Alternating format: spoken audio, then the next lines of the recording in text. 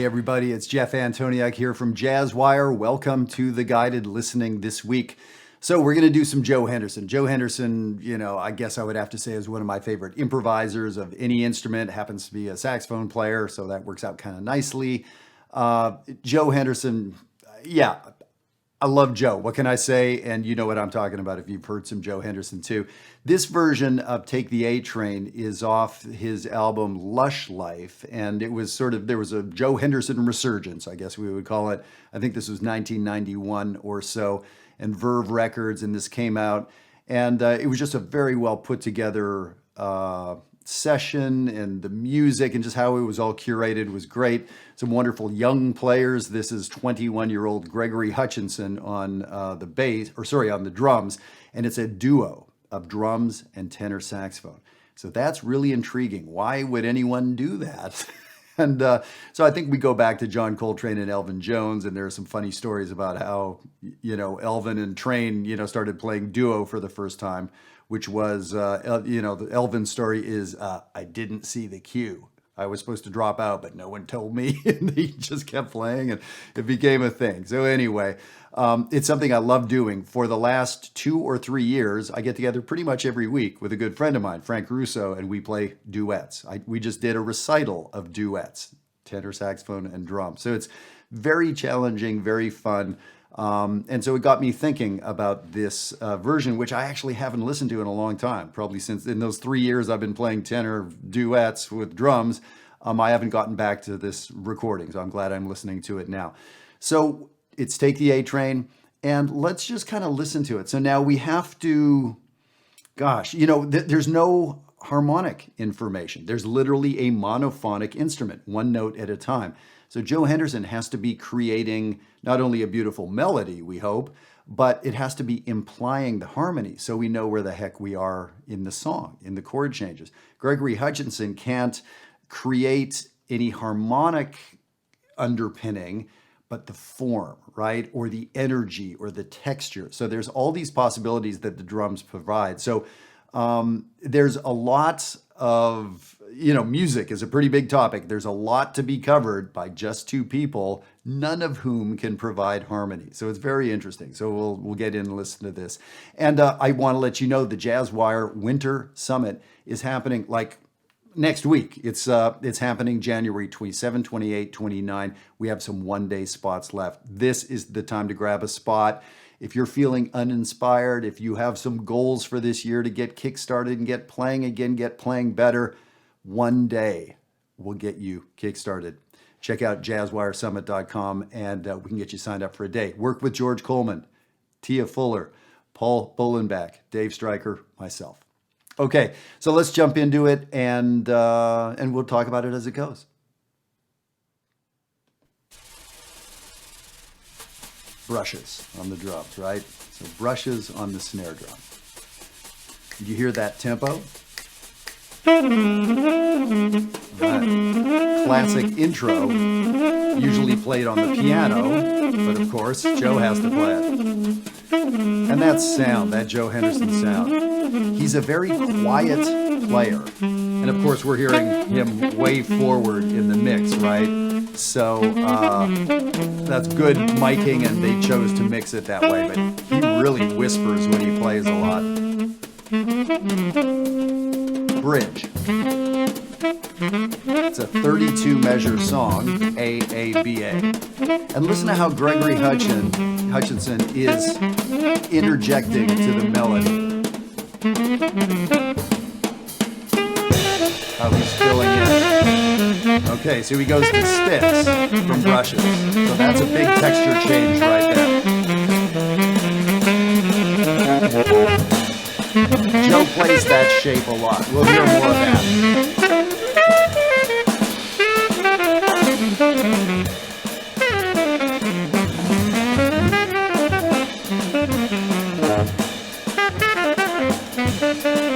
Here's the second chorus. So can you hear the chords in your head? Can you hear the tune going by? Second A. So that's a big part in listening to this kind of stuff, is sort of keeping track of the form if you can. The bridge.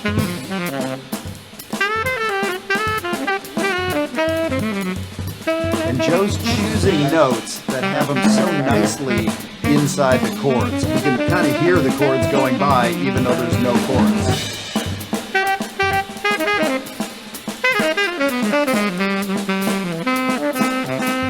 That boo-ga-doo-da-doo-da. Joe uses a lot of pedal points where he'll use one note, jump away, come back to that note, above and below. So we've already heard that 2 or 3 times.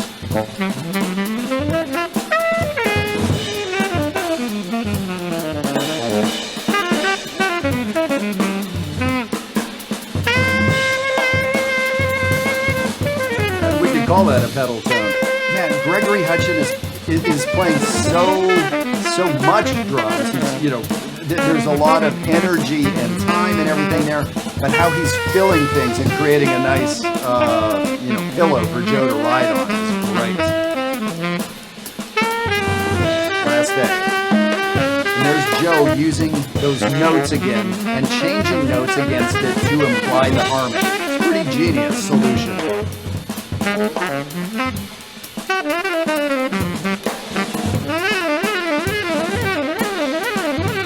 That's a very Joe Henderson thing to do, those arpeggios. Up a half step thing, letting us know about the harmony again. And you hear the drum fills leading towards each top of the form. So we heard a little fill, crash cymbal. So he's supporting Joe, he's helping him build at this point. Those crashes are not the form that's building. So that's the hard thing, is when you hear the drummer playing, what are we hearing? Is that the form he's outlining? Is that energy? Is he connecting with the soloist? What is it?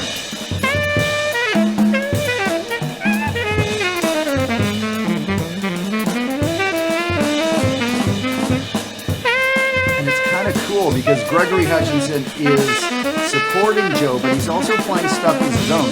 There's counterpoint going on. Joe's playing some ideas up here. Gregory is playing some ideas down there, but they're still connecting as they go. That's making it interesting. Pedal point again. It's a long solo, isn't it?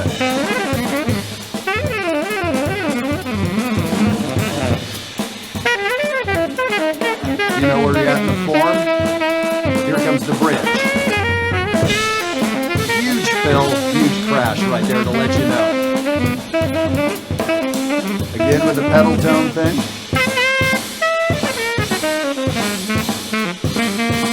The drums playing counterpoint to Joe. Okay, so the time's still going. So keep going with the time. Here comes the bridge. 1, 2, ready, and. Oh, interesting. So midway through his chorus, he changes to brushes. Why did he do that? Well, bringing the energy down. It was pretty crashing, right, at the end of Joe's solo. So I think it's a pretty smart move for a young guy, 21 years old, to know, like, yeah, we need to bring the energy down here. So it's brushes and what? He's using one brush and then playing the toms with his hands, not with a stick. That's what that sound was.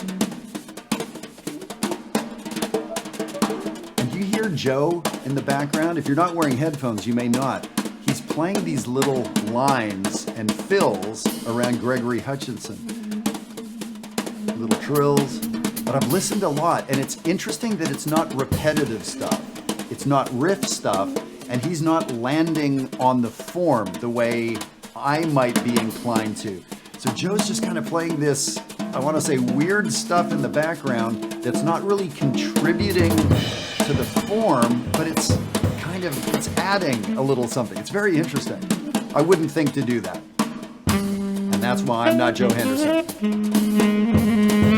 Melody out. So Joe played, I want to say, 8 choruses. 8 chorus solo. Gregory Hutchinson was at 3 choruses? 2, 3?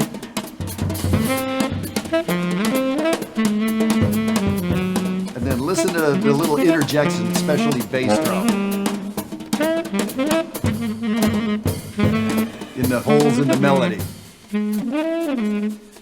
So they chopped 2 measures off the melody and jumped right back to the intro, or the ending, if we want to call it. Fading out.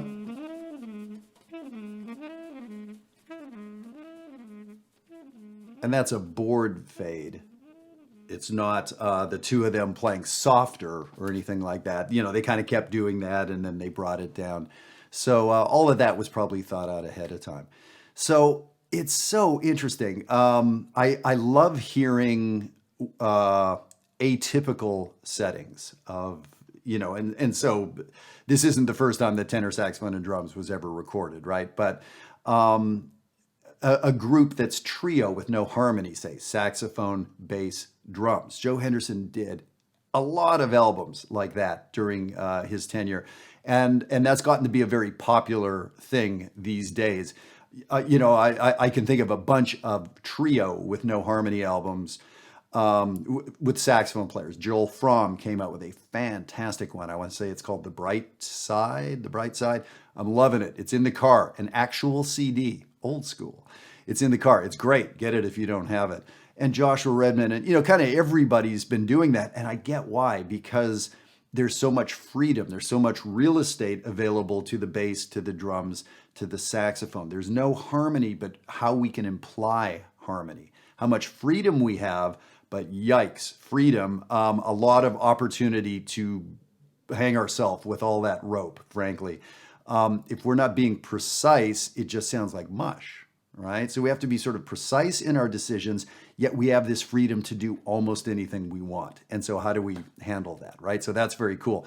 For a drummer, all that room, there's no comping going on from guitar, piano. So drums is a comping instrument as well. So it gives a drummer a lot of opportunity to be more conversational. Lots of times, if I'm soloing, if there's a guitar and piano and drums and bass can be conversational, true. There's 4 people that may want to comment on what I just said, and they have to figure out, well, who's going to comment, right? So a good bass player, drummer, piano player, guitar player will kind of maybe hang back a little bit, or they'll wait and see. Whereas when I'm just having a conversation with you, you don't have to wait and see. We're talking, man, right? So we can talk. You can say whatever you want. You can interrupt me if you want. You can talk over top me if you want. And so we heard some of that there too. So it's really interesting to listen to different size groups, a big band versus a jazz, you know, versus let's say Art Blakey and the Jazz Messengers, maybe 5, 6 people, versus a quartet, versus a trio, versus duo, versus solo piano, solo saxophone, which Joe does some of on that album too. So hopefully that was interesting to you, and you have a way to listen into it. And again, if you know the song, if you know the form, if you know the harmony a little bit, if you're a player, that makes it much more interesting. You sort of know the rules of the road a little bit, and you sort of know what to listen for, or that was challenging. Those guys were swinging for the fences. So I would not, if you're a novice or a, kind of early intermediate player, if you were getting lost in there, I get it, man. When I first started listening to stuff like that, my sense of time wasn't firm enough. And when I'd heard a cymbal crash, I go, oh, I guess that was beat 1. Well, no, a modern drummer will put a cymbal crash anywhere. They have to make it musical. They have to make it make sense. But it will throw a novice listener a little bit. So I'd love for you to go back and see if you can keep track of the AABA, of the measures, of, oh, right, here's where that's going to happen next. Pretty fun stuff.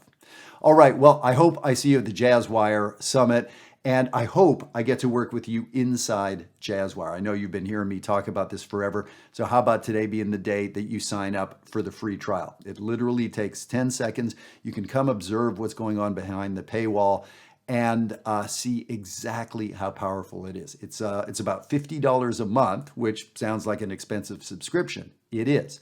But for lessons 7 days a week, every day, to get interaction with myself, Steve Herberman, all the other faculty, to have that community of musicians like you around the world, it's the cheapest thing you're ever going to buy. So if the money's been standing in the way, think about it a little bit differently. I think you're going to find this might be for you.